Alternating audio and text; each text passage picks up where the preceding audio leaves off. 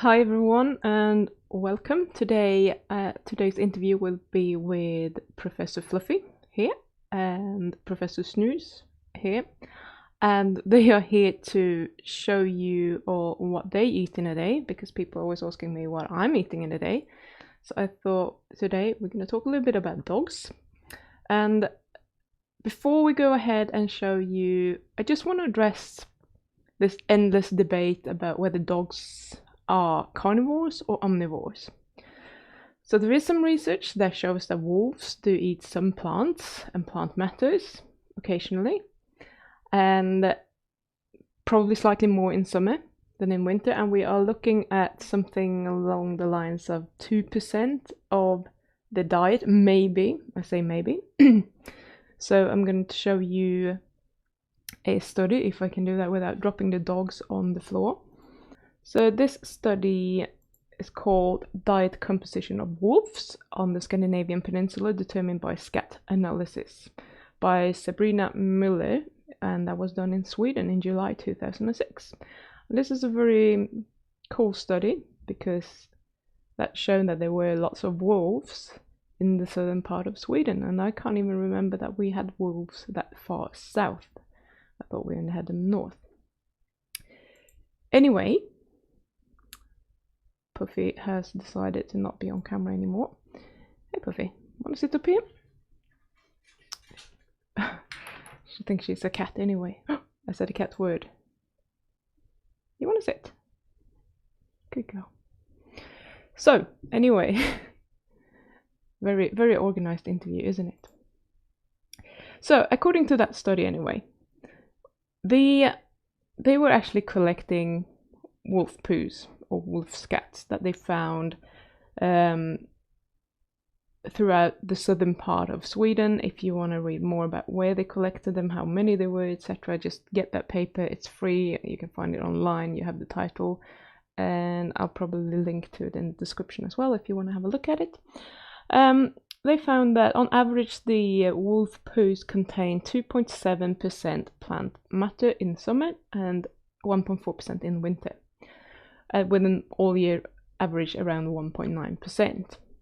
Now, they also measured the berries, which accounted for 0.6 or 0.2% in winter, which gives you an average apparently of 0.3% when they are rounding it up correctly.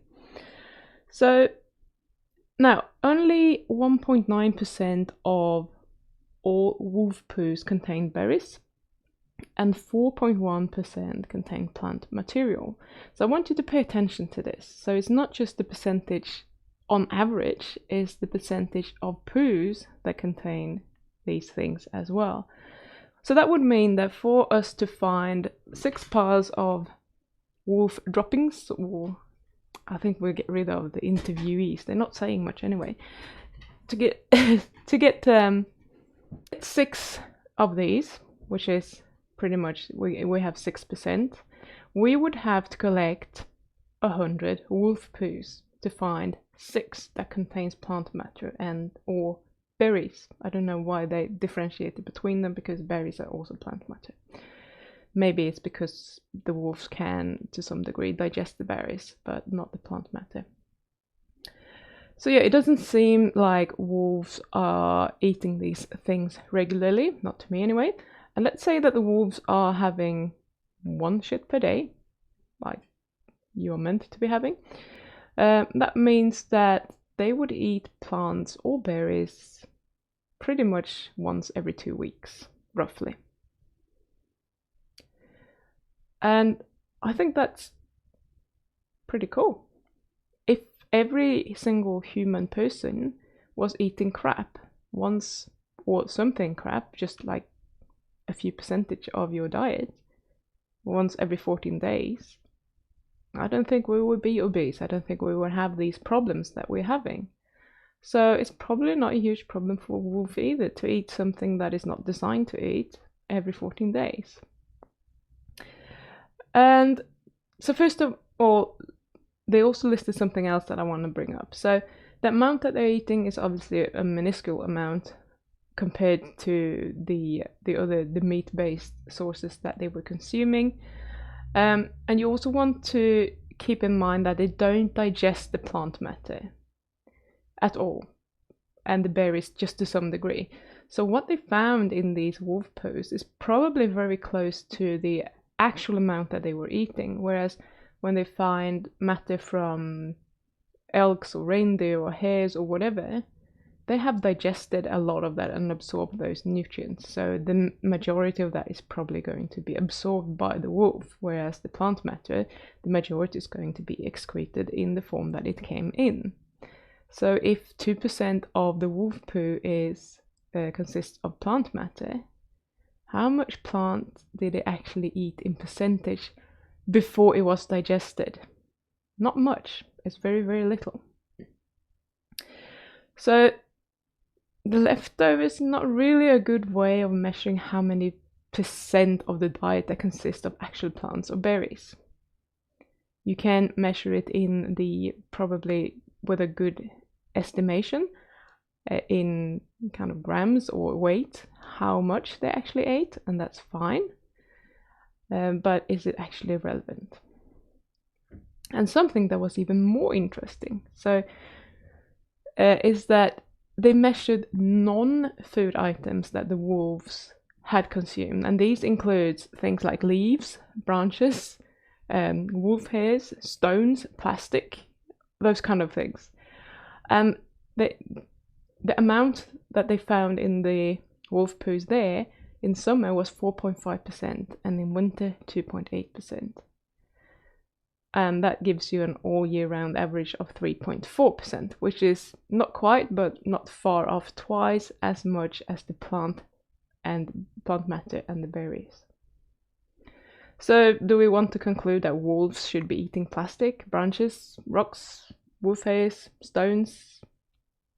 I don't think anyone would actually draw that conclusion. I hope anyway, but some people are not that bright.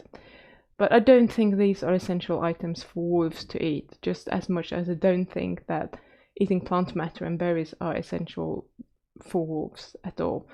And dogs are not wolves. Yes, I get it. They have evolved alongside humans, which means that they have very similar genes to the wolves, but some of the DNA has changed a little bit, which means that they are slightly better at producing amylase, which is the enzyme that breaks down carbohydrates. Doesn't mean that they are very good at it. They can produce an amount of it, but probably not enough to be classified as an omnivore, but they can survive on those foods. And why have they done that? Because they have evolved with the humans. The humans started to eat more and more carbohydrates throughout evolution, and we have also that capability of breaking down starches and carbohydrates. So that is a small difference, which means that dogs probably can do better or utilize the carbohydrates that they can find and that they can eat better than wolves can. Does that mean that it's essential for them? No, it doesn't. It's just an adaptation for the dogs to survive better. Maybe we had dogs living in these cultures where they had to adapt to a very heavily grain-based diet to actually survive. And the dogs had to go with that, and the dogs that couldn't do that, they died out. So therefore, these genes that produce amylase have survived and been to an advantage for the survival of the dog. Genes do not select for health. Genes select for survival until you can, your capability of reproduce. Does it damage the dogs to the degree that they can't reproduce? No, it doesn't. But does it mean that the dog is going to be healthy? No, it does not. So with that said, I don't think an occasional fruit or vegetable that your dog is eating is going to harm them. But they really shouldn't eat this on a daily basis, and it's probably not doing anything for them. If you overdo it, you might do some harm though. Just like with humans, there's no point in doing it. My dogs are probably eating a lot more crap than wolves, at least one of them is, and she's a master of sniffing out all sorts of things in the park that we live next to. She will find, you know, sandwiches, leftover chips, chicken bones. One time, this was in the UK, we used to walk around a rugby field, and they had this building there where they were deep frying chips, I guess, maybe fish, I have no idea.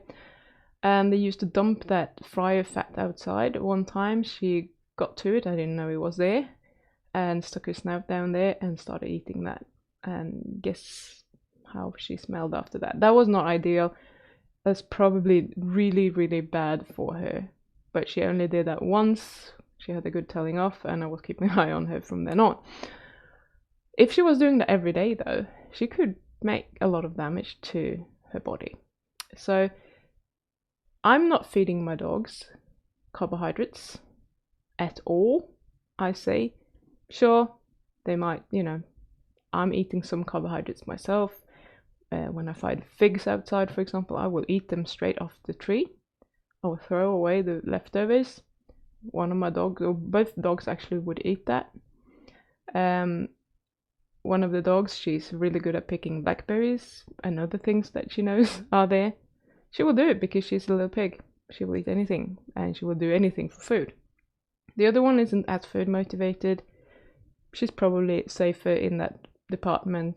She finds things every now and then that she will eat outside, but most of the time she doesn't. So what can I do about it? I could put a muzzle on her and she will run around and be very uncomfortable and not happy with it, or I can just let her do her thing. And I'm choosing to let her do her thing. It's all about living. It's not a huge part of her diet, but it does happen. She's doing it more often than I would like her to, but you know, it's all a trade-off. So I wouldn't feed my dogs anything else than meat, bones, and organs. Yes, they do get some leftovers now and then, but in my house that means cooked meats. Other than that, they mainly eat raw bones, raw meat, and raw organs. And when I say organs, that's mainly, or exclusively right now actually, liver and kidneys sometimes. So it's probably 90% or more liver right now. I have been feeding more kidney in the past. I do not like the smell, and it gets stuck on my fingers. I actually literally hate handling them. So I'm going to show you what that actually looks like, what we did last night. I tried to feed close to an 80-10-10 raw food diet to my dogs, which means 80% muscle meat, 10% organs, and 10% bones in weight. They don't have organs every day. Sometimes they have more of them, sometimes they have a little bit less. And my dogs do have pretty much bones every day. That is not necessary for every dog, but I usually do that because I feed them once a day, so they get a bigger portion, and they can't handle that much organs and muscle meat without getting very sticky poos, and I do not like cleaning dog bums for nothing. So I just add the bone every day. It's easy for me, easy for them, because they don't like being bathed anyway. Yeah, so this is what it actually looks like in my house. Okay, so most of the meat that I have is already cut up into dog-sized pieces. I've struggled to find bones recently, but I found these at the supermarket the other day. You can see that lamb pieces bone in, so we'll have a look at what's actually in there. I have never used these. Normally I go to the butchers and they will have either lamb bones or pork bones usually. So chicken would actually be ideal for a dog of the size of the little one, Professor Fluffy. The problem with chicken bones is that she's allergic to chicken. So when we lived in the UK, I could get my hands on duck bones, and yeah, those were usually the best. So let's see what we can pull out here. It's quite stuck.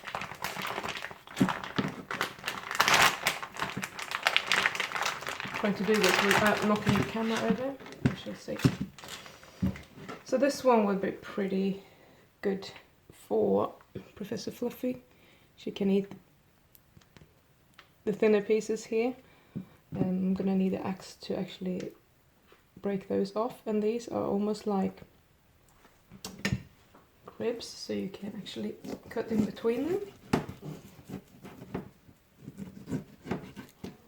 So then you're gonna need something better to just cut them off. So I will turn the camera off and go do that, and I will be back.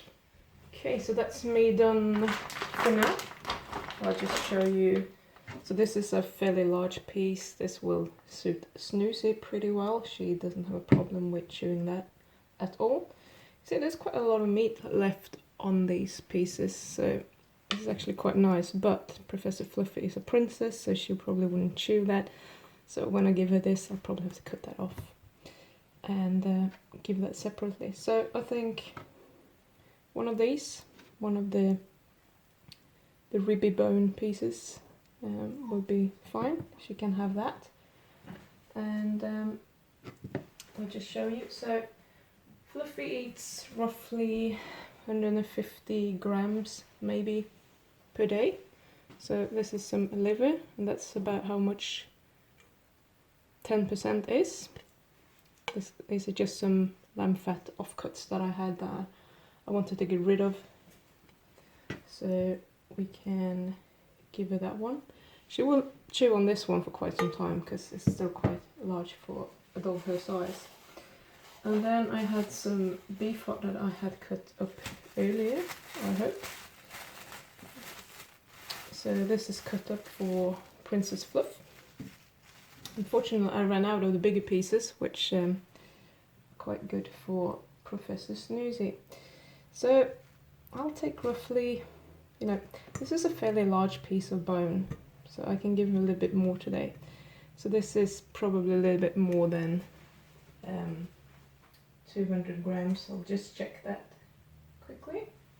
No, it's not. It's actually 160 grams, but I would say that the ratio there is probably a little bit too much bone, so toss in a few more pieces of heart and we can save that until a rainy day. Now, Professor Snoozy. Okay, I'm back with Snooze's offcuts, so a piece of lamb fat. This liver here is actually more like, because she's eating just over 200 grams, I actually get a few small pieces there. That is more like maybe 20-25%. A piece of beef heart, I actually found one. I thought I had run out of them, and she can have a bone with that. And this bone is actually quite big, so just to be naughty, I'll actually toss in another piece of lamb fat because she can handle that. I don't feed my dogs every day, but on average she would just be eating a little bit more than Professor Fluffy because she easily puts on weight. And you can see her sitting there, you can see the ears there on the bench. Hey Snooze, do you want it? I'm just teasing her because she's not going to get it now. We're going to go for walkies first. So that's pretty much it. Some muscle meat, some organ meat, and some bones. And there you have it. Okay, we are back from walkies. And clearly we know that we're going to get fed because we prepared the food earlier, don't we? Can you sit? You're not doing any tricks. Nessie, sit. Sit. No, sit. Yes, that's better. Up. Sit. Nessie. You stay there. Wait.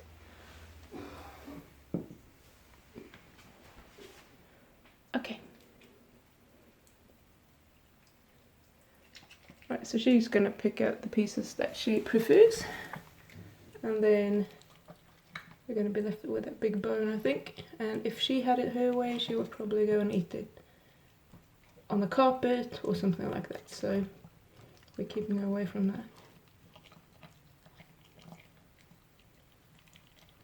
So if you don't like smack noises, you probably shouldn't watch this. and even less so when we feed Snow. So let's see what's happening over there. We'll take her food. And dum, dum. She's already waiting. She knows that she will only get fed in her bed. What can you do? There's no space there. Pretty. Good girl. Wait. Here, good girl. Okay.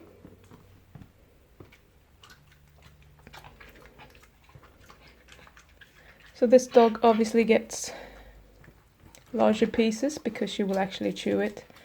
And if you have a dog and you want to feed them raw meat and bones, I would recommend that you give them bigger pieces if they will eat it. It's better for their teeth and gums, obviously. And Amy is 9 years old, or Professor Snooze, as she's known. She's never had her teeth done. There's nothing wrong with her teeth. It's a little bit of build-up every now and then. And with Professor Fluffy, we had 6 teeth pulled out just a few months ago. Because I think it's because she's a Chinese crested powder puff. Chinese crested are notoriously known for having bad teeth, but also she doesn't chew the big pieces. She will eat bones and chew on those, but she won't so much chew on big pieces of meat, unless they're chicken meat or turkey, which is easy for her to chew. She will just refuse to eat. So yes, some of you might think that the noise is a bit disgusting. It's obviously up to you. I think it's quite funny. There we go, now it's just the bones left, and she usually fucks off outside with it, so she's probably gonna... Yeah, it's alright, you can go. You can go, Snoozy. Go on then. Yeah. So, bye. That's her routine, and here we go, Fluffy. I'm not going to film the whole procedure because she's going to be eating this for quite some time. Ideally, Mommy would come and hack that to pieces so she could eat it, but she will have that. It will take her a little bit of time then.